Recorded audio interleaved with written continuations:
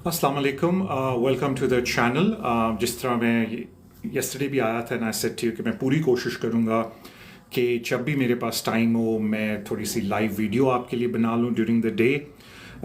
Already अगर आपने देखा हो कि मैंने काफ़ी वीडियोस लॉन्च करनी शुरू किए हैं, तो आई होप आपको वीडियोस अच्छी लगे। मेरी आपसे रिक्वेस्ट ये है कि अपने अपने चैनल पे, सोशल मीडिया पे उन वीडियोस को एडवर्टाइज़ करें। और आपको पता है कि हमारा जो शो होता है वो एवरी वेंसडे होता है यूट्यूब पे। टुडे इज़ वेंसडे, तो आज यूट्यूब पे होगा 6 to 7, और थर्सडे को टिकटॉक पे होता है 6 to 7। सो अगर आपके पास टाइम है तो please join us on a show जिसके अंदर हम डिस्कस करते हैं इमिग्रेशन का न्यूज़ के बारे में ड्यूरिंग दैट वीक। तो आज का जो मेरा टॉपिक है वो है स्किल्ड वर्कर इंटरव्यू के बारे में, बिकॉज मैं देख रहा हूँ कि काफ़ी स्किल्ड वर्कर वीज़े जो बेसिकली ओवरसीज़ हैं वो रिफ्यूज़ हो रहे हैं बिकॉज ऑफ द इंटरव्यू। तो पहले तो मैं कुछ बातें बताऊं कि आपके पास ऑप्शंस क्या होती हैं जब आपका स्किल्ड वर्कर वीज़ा रिफ्यूज़ हो जाए बिकॉज ऑफ द इंटरव्यू। और फिर मैं कुछ जो मैं गलतियां देख रहा हूं जब इंटरव्यूज़ होते हैं तो मैं उसको भी थोड़ा सा एड्रेस करना चाहता हूं, बिकॉज आई थिंक लोगों की थोड़ी सी शायद नॉलेज बढ़ जाए इन बातों से। तो पहली बात है कि ज़ाहिर बात है, अगर आपका स्किल्ड वर्कर वीज़ा रिफ्यूज़ हुआ है और उसकी one of the main basis हैं कि होम ऑफिस कह रहा है कि जी जो हमने आपका इंटरव्यू कंडक्ट किया था उसके बाद हमें लगता है कि this is not a genuine vacancy, तो पहली चीज़ तो मैं ये कहता हूँ कि जी मुझे इंटरव्यू की ट्रांसक्रिप्ट चाहिए।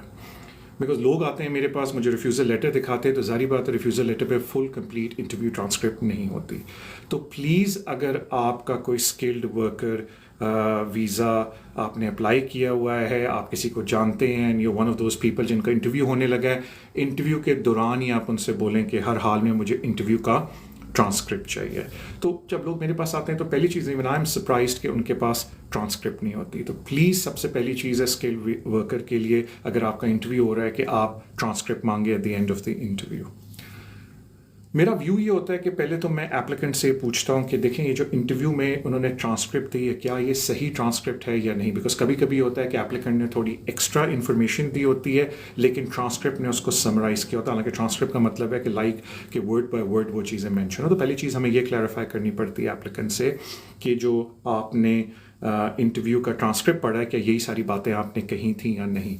फिर उसके बाद हम असेसमेंट करते हैं कि क्या एडमिनिस्ट्रेटिव रिव्यू डाल के कोई स्कोप है कि हम इस डिसीजन को ओवरटर्न कर लें। कभी कभी होता है कि एडमिनिस्ट्रेटिव रिव्यू में भी हम फेल हो जाते हैं और हम पहली एप्लीकेंट को कह देते हैं कि there is a arguable case कि अगर हम इसको जुडिशल रिव्यू की स्टेज पे लेके चले जाएं, ऑफ कोर्स वो फिर थोड़ा सा कॉस्ट बढ़ जाती है।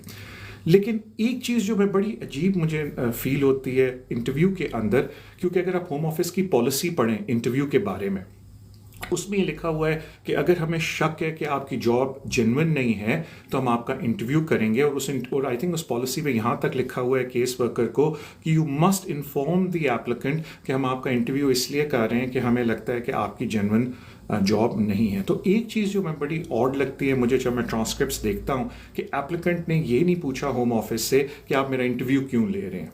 तो I think it's very important कि अगर आपका स्किल्ड वर्कर वीज़े का इंटरव्यू हो रहा है तो आप सबसे पहले ऑफिसर से पूछें कि मुझे क्लैरिटी से आप बताएं कि आप मेरा इंटरव्यू क्यों कर रहे हैं, और मुझे हाईलाइट करके बताएं कि मेरे पेपर वर्क के अंदर आपको कौन सी ऐसी चीज़ें लगी हैं जिससे आपको कंसर्न है कि मेरी एम्प्लॉयमेंट जेन्युइन नहीं है। उससे ये हो जाता है कि आप पहले से ही नैरो कर देते हैं अपने इश्यूज़ को। I do not know why लोग ये चीज़ होम ऑफिस से नहीं पूछते अपने इंटरव्यू के वक्त, बिकॉज आई थिंक थोड़े घबराए होते हैं। लेकिन आई थिंक आपको वो कॉन्फिडेंस आना चाहिए और आपको होम ऑफिस से ये सारी चीज़ें पूछनी चाहिए। उसके अलावा इंटरव्यू में क्या वो पूछ सकते हैं, आई थिंक मैंने उसके ऊपर एक अलग से वीडियो बनाई हुई है जो अगर आपके पास टाइम हो तो हमारे चैनल पे देखें, आई हैव डन दैट।